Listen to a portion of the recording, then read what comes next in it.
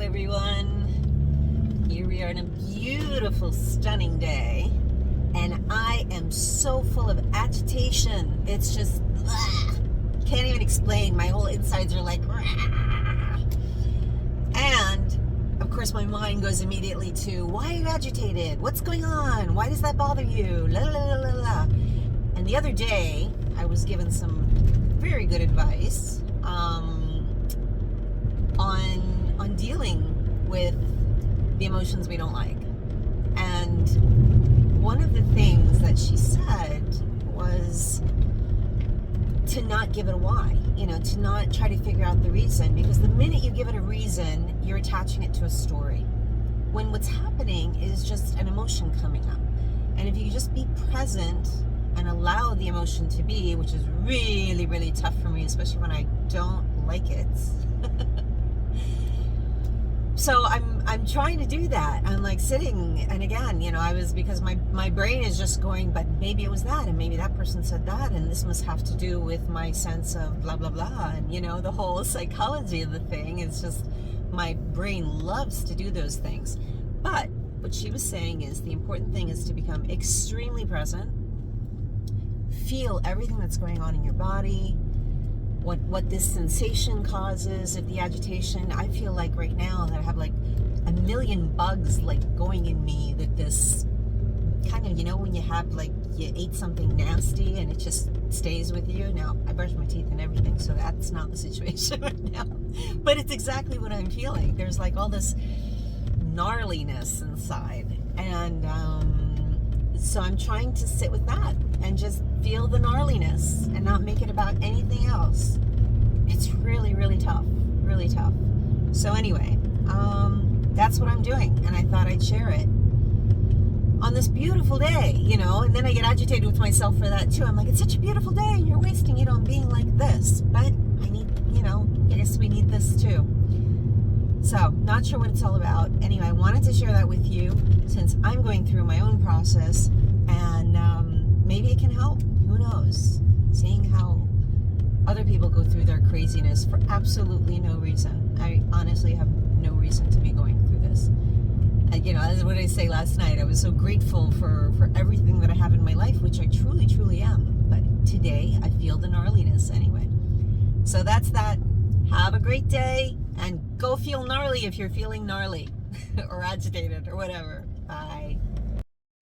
One thing I wanted to add to that, I was also told in another occasion that the stories are actually there for us to feel these emotions that need to be felt.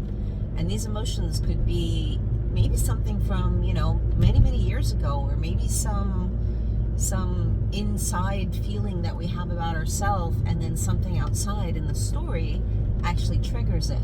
So making it about the story, again, takes away the feeling of it, takes away the necessity to actually confront it.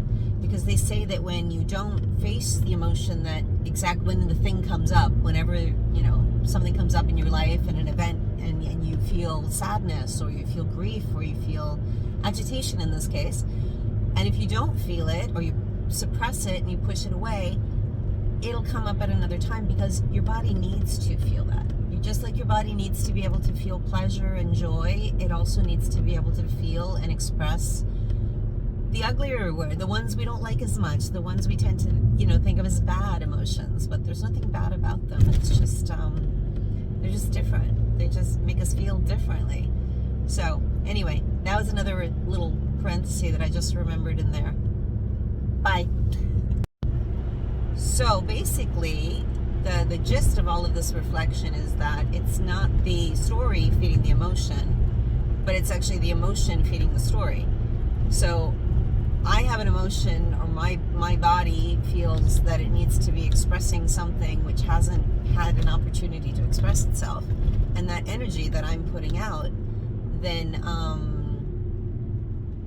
goes into the universe and creates a story through which I can express what I need to put out. And if I continue to ignore it, then more and more things will come in order to trigger the irritation, the agitation, until I'm actually okay to expressing it, being with it, accepting it, and finally being able to transcend it and going on to something else.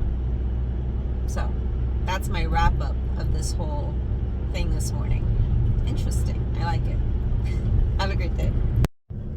So of course, the surveyor that shows up is the one that gave me a hard time 10 days ago in my other house and held back on giving the report until the absolute last second that we almost risked not closing. And so I was just thinking to myself, oh, yay, here's another story to like feed into your agitation and irritation. And so maybe it's about time you just start to feel it and not make it about him. And so I realized that it's my problem, and for whatever reason it's my problem. And so just to let him do his thing and I'll do my thing, and the cards will fall wherever they may. And he was actually quite nice this time. He wasn't that bad. So who knows? Maybe this stuff works. And what do you think about that?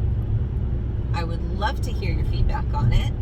And these are the kind of conversations I just love to have. Maybe it's because my brain gets something to do, but I also get alternative methods of living life, of seeing things, of perspectives, having a different perspective on what I'm going through, and definitely not falling into the blame game like, oh, it's because I do this or it's because that person did that. This actually gives me an opportunity to understand. I have an opportunity to express an emotion that wasn't being accepted, that I wasn't open to expressing before. Okay, I'm out. It's enough now. Have a great day.